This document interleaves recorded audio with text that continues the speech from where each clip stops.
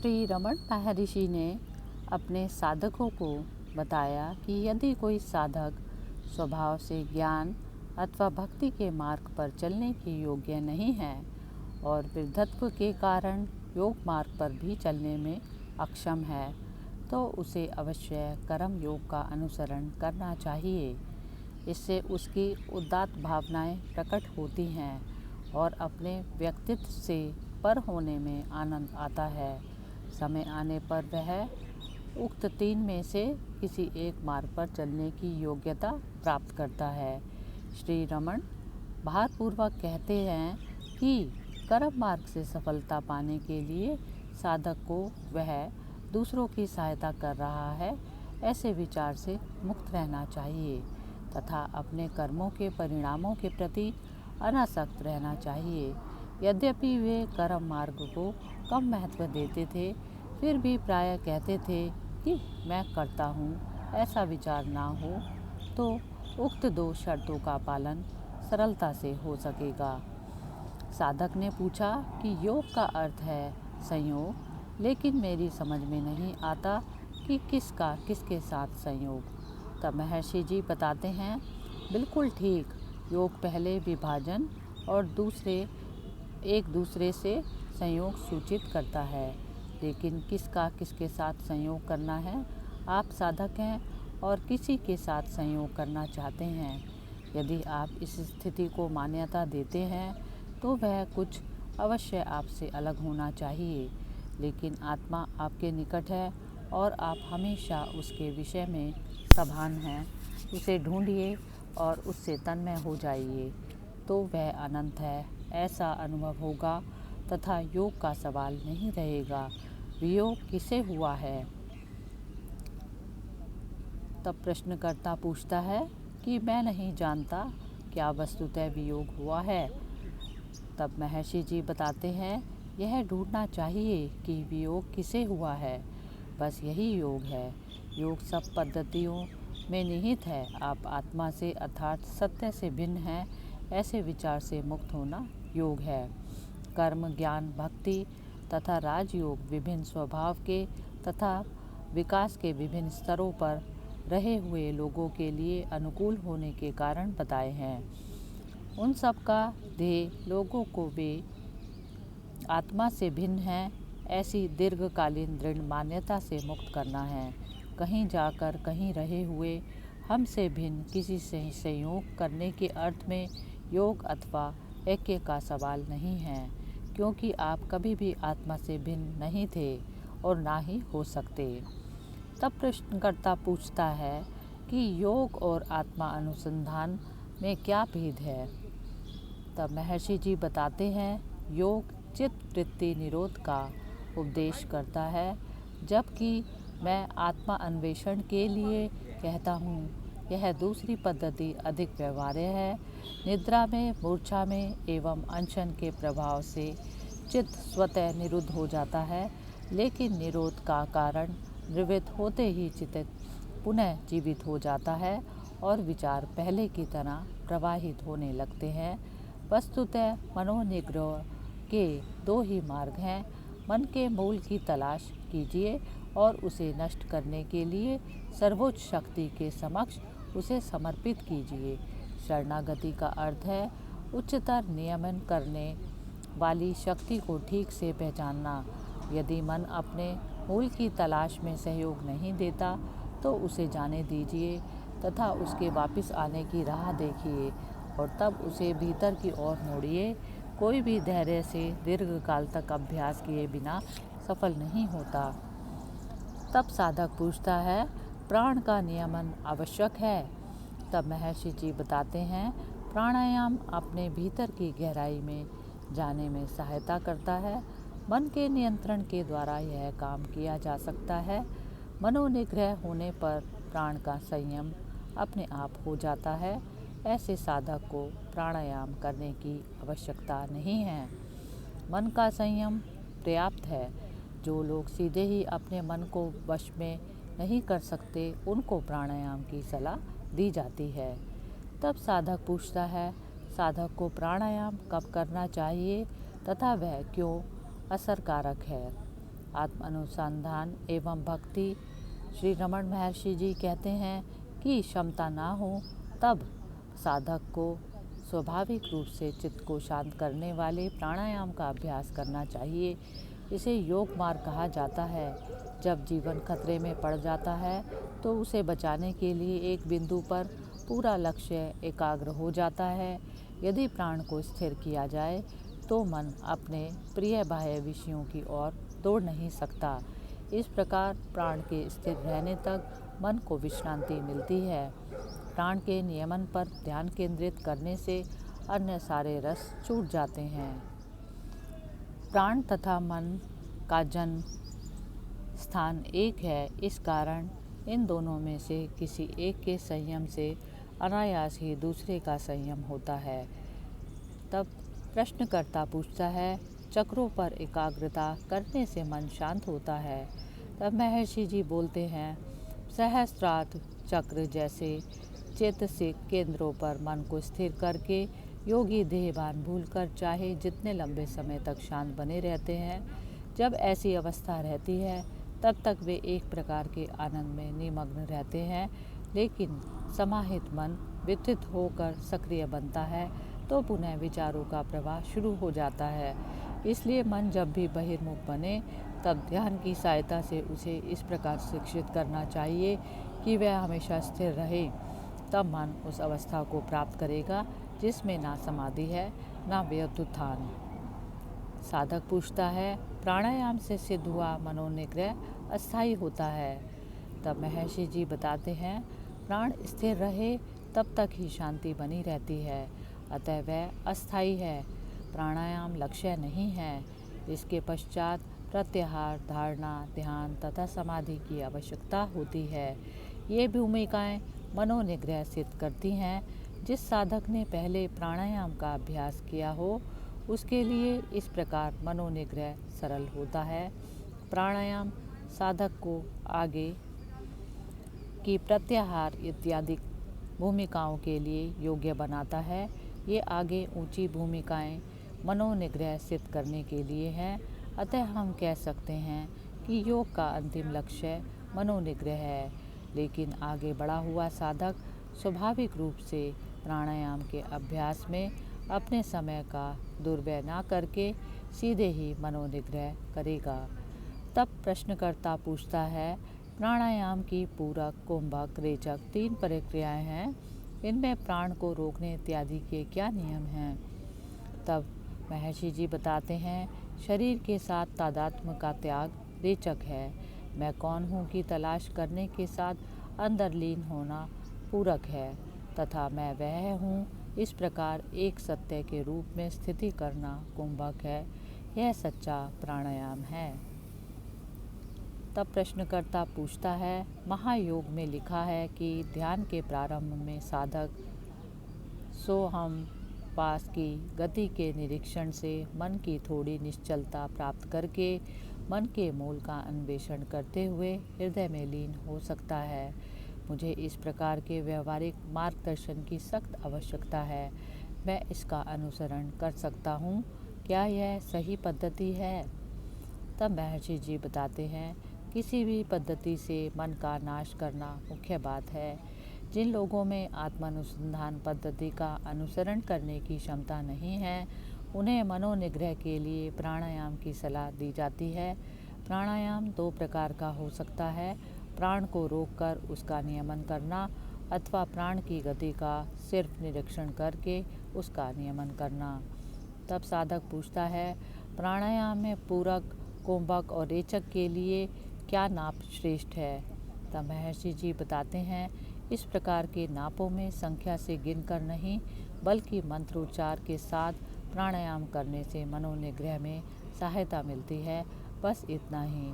प्राण गति का निरीक्षण भी एक प्रकार का प्राणायाम है।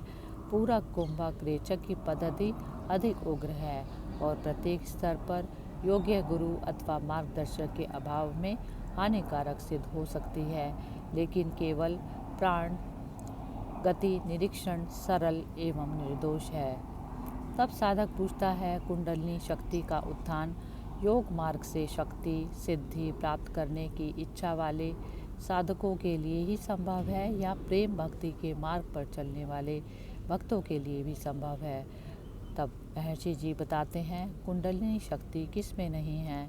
जब उसका सच्चा स्वरूप समझ लिया जाता है तो उसे अखंडाकार वृत्ति अथवा अहम स्फुरण कहते हैं। सभी मार्गों पर चलने वाले साधकों में कुंडलिनी शक्ति होती है, केवल नाम भेद होता है।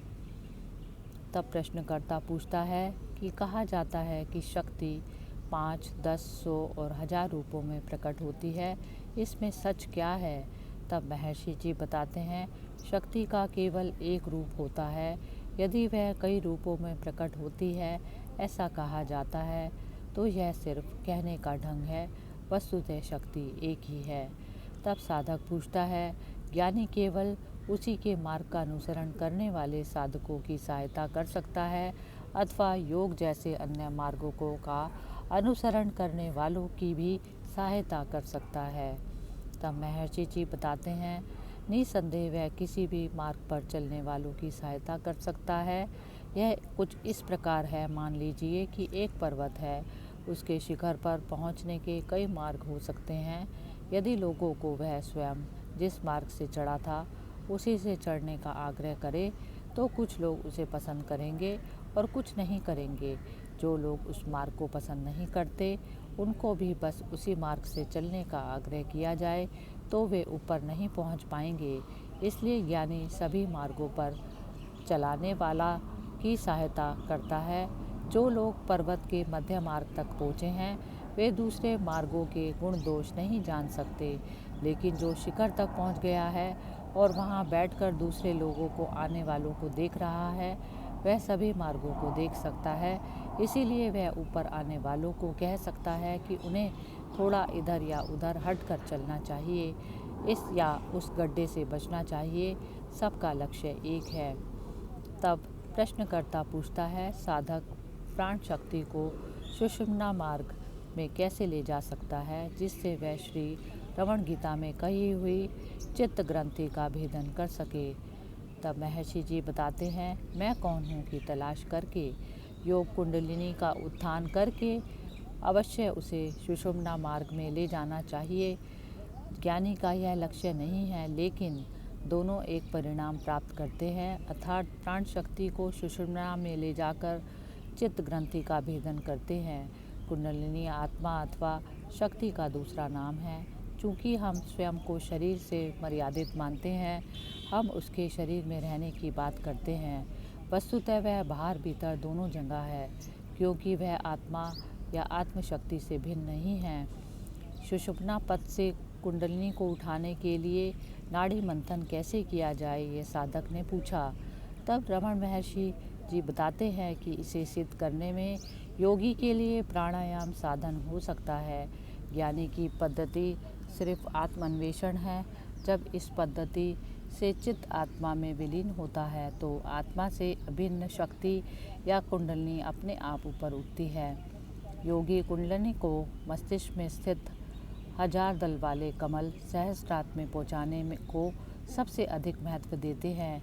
वे जीवन शक्ति ब्रह्मरंध्र से शरीर में प्रवेश करती है। उससे धर्म ग्रंथों के उल्लेख का निर्देश करके यह तर्क देते हैं कि जिस मार्ग से वियोग हुआ है उससे उल्टे मार्ग से योग होना जरूरी है। वे कहते हैं कि इसी कारण हमें योगाभ्यास से प्राण शक्ति को एकत्र करके योग ऐक्य की सिद्धि के लिए ब्रह्मरंध्र में अवश्य प्रवेश करना चाहिए। इसके विपरीत ज्ञानी यह तर्क देते हैं कि योगी शरीर के अस्तित्व को सच्चा मान देते हैं तथा उससे आत्मा से भिन्न मानते हैं। यदि इस भेद पर आधारित दृष्टि बिंदु का स्वीकार कर लिया जाए तभी योगी पुनः संयोग के लिए योगाभ्यास की सलाह दे सकते हैं। लेकिन सच यह है कि मस्तिष्क में स्थित मन में स्थिर शरीर विद्यमान है। योगी अपने ब्रह्मरंध्र वाले सिद्धांत से यह स्वीकार करते हैं कि मस्तिष्क दूसरे स्रोत से प्राप्त किए प्रकाश से कार्य करता है। ज्ञानी आगे का तर्क देते हैं कि यदि यह प्रकाश किसी दूसरे स्थान से आया है तो वह अपने मूल स्रोत से ही आना चाहिए।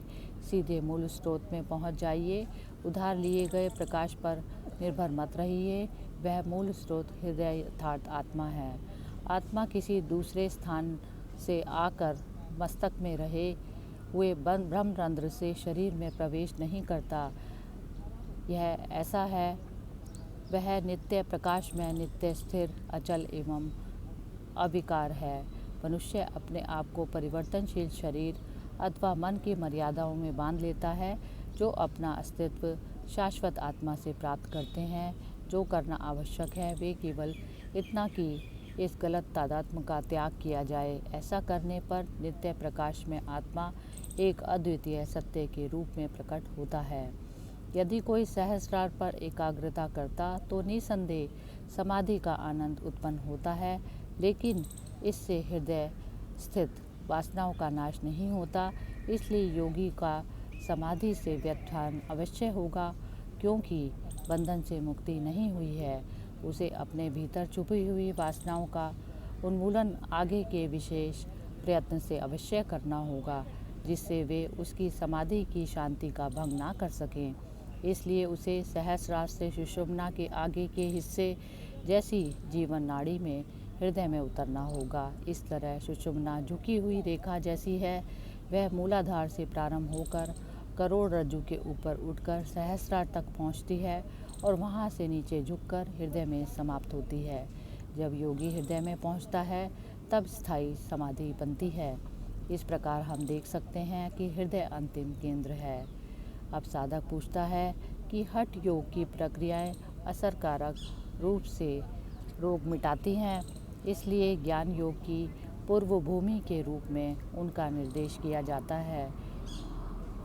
इसमें महर्षि जी सलाह देते हैं वे उसका उपयोग करें। यहाँ का वह अनुभव नहीं है। निरंतर आत्मानुसंधान से सब रोग अवश्य नष्ट होंगे। यदि आप इस मान्यता को लेकर चलते हैं कि मन की स्वस्थता के लिए शरीर का स्वास्थ्य आवश्यक है, तो शरीर की देखभाल की चिंता का कभी अंत नहीं होगा। तब साधक पूछता है, आत्मानुसंधान के लिए हठ योग आवश्यक नहीं है? तब महर्षि जी बताते हैं, प्रत्येक साधक को अपने पूर्व संस्कारों के कारण कोई एक पद्धति अधिक अनुकूल लगती है।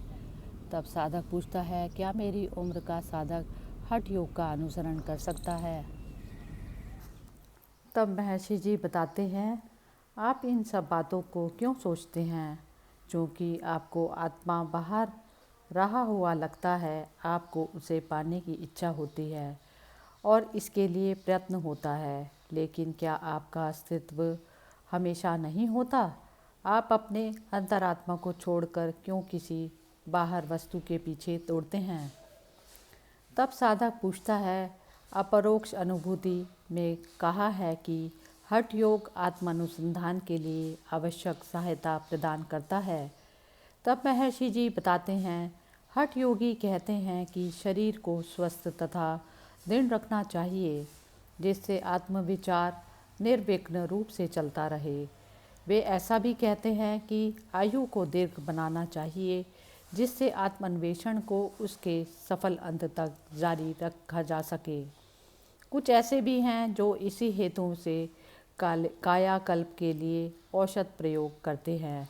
उनका साधारण तर्क यह है कि चित्र कार्य शुरू करने से पूर्व पट पूरा और मजबूत होना चाहिए। हाँ, लेकिन पट क्या है तथा चित्र कौन सा है? उनके मत में शरीर पट है और आत्मविचार चित्र है। लेकिन क्या शरीर आत्मा के पर्दे पर एक चित्र नहीं है?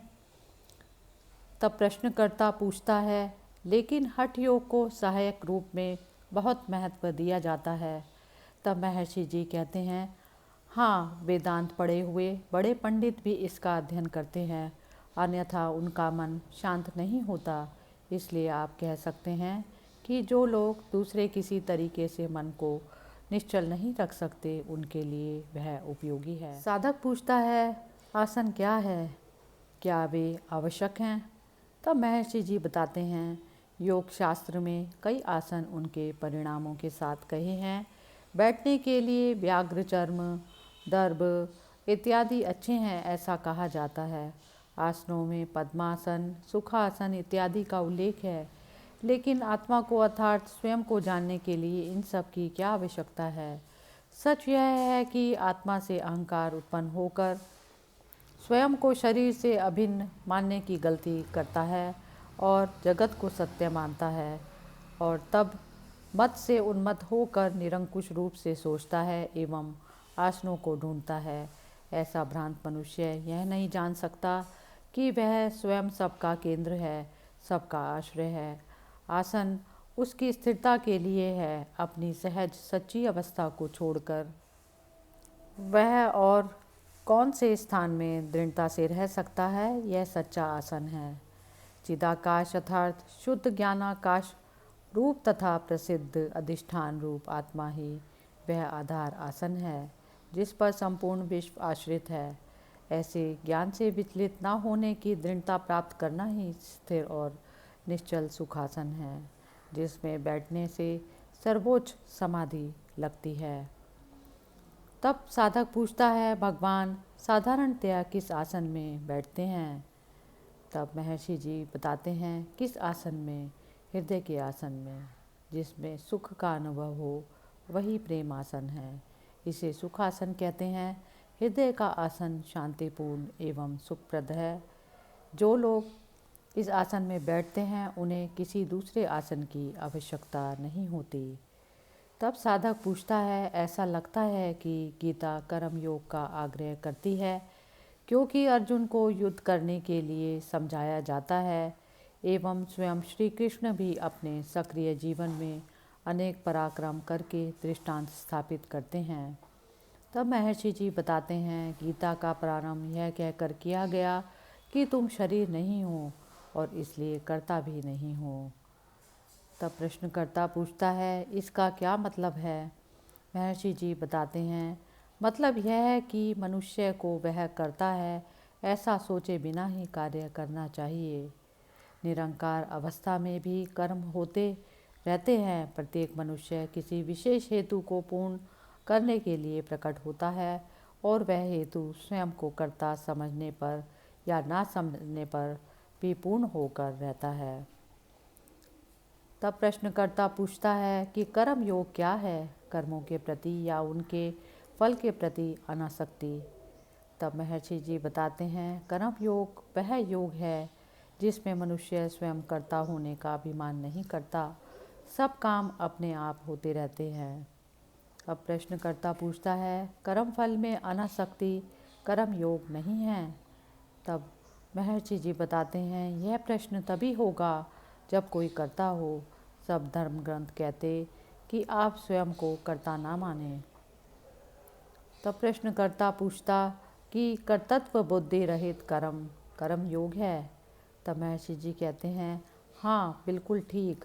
तब प्रश्नकर्ता पूछता है, गीता उपदेश देती है कि मनुष्य को आदि से अंत तक सक्रिय रहना चाहिए। तब महर्षि जी बताते हैं, हाँ कर्ता रहित कर्म। तब प्रश्नकर्ता पूछता है, मनुष्य यदि शांत रहे तो कर्म कैसे होंगे और तब कर्म योग भी कैसे होगा? महर्षि जी बताते हैं, सबसे पहले कर्म क्या है, किसका है और कर्ता कौन है, इसे समझना चाहिए। इनका विश्लेषणात्मक विचार करके इनके सत्य की शोध करने पर मनुष्य को आत्मरूप से शांति में रहने के लिए बाध्य होना पड़ेगा। फिर भी उस अवस्था में कर्म होते रहेंगे। तब प्रश्नकर्ता पूछता है, मैं कर्म ना करूं तो वे कैसे होते रहेंगे? तब महर्षि जी बोलते हैं कि यह सवाल कौन पूछता है, आत्मा या कोई दूसरा? क्या आत्मा कर्म से संबद्ध है? प्रश्नकर्ता कहता है, नहीं, आत्मा नहीं पूछता, कोई दूसरा पूछता है। तब महर्षि जी कहते हैं, तो यह स्पष्ट है कि आत्मा का कर्म से कोई संबंध नहीं है, इस कारण यह सवाल पैदा नहीं होता। तब प्रश्नकर्ता पूछता है कि मैं कर्म योग इसलिए करना चाहता हूँ कि दूसरों की सहायता कर सकूँ। महर्षि जी कहते हैं, जिसकी सहायता आप करें ऐसा कौन है? यह मैं कौन है जो दूसरों की सहायता करेगा? प्रथम इसकी स्पष्टता कीजिए तो सब कुछ ठीक हो जाएगा। प्रश्नकर्ता पूछता है, इसका मतलब आत्मा को जानना हुआ?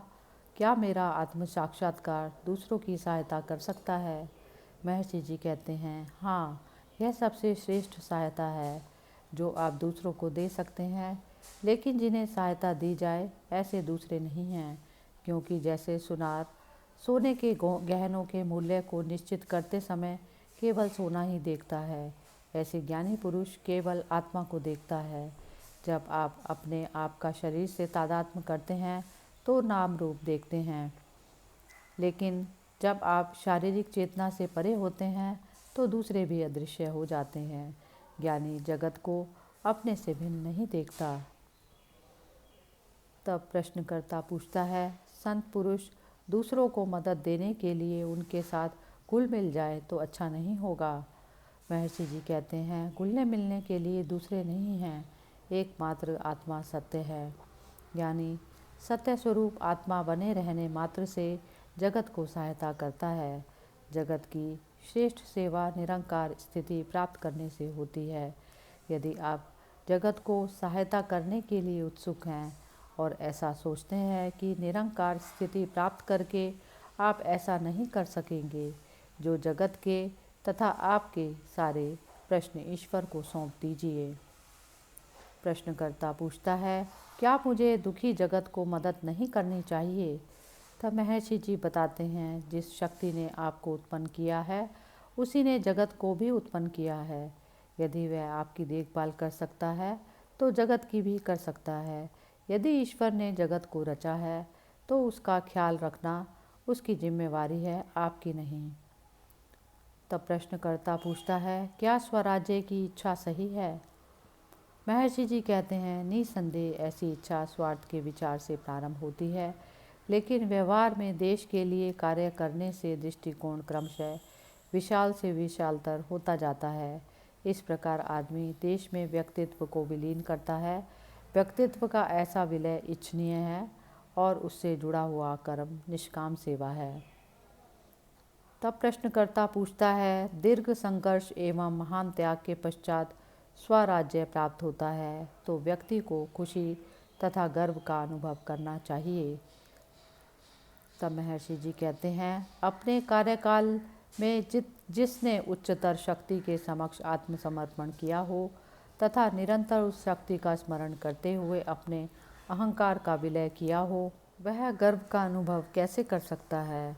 वह तो अपने कर्मों के फल की भी चिंता नहीं करेगा, तभी उसके कर्म निस्वार्थ कहे जाएंगे। हरि ओम तत्सत।